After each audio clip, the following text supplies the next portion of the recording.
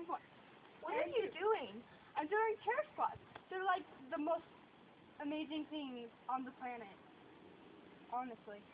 What? How do you do them? Okay, so you keep your back straight and your arms forward, and then you squat and you almost sit down on the chair but not quite, and you come back up. Keep doing that. Why? Well, they're actually very useful. You see, in basketball, it's very helpful when, like, the coach pulls you out of the game to trade you into someone else, because then, you know, you go to sit down, and the person starts throwing up, and you're like, never mind, I'll come back and play.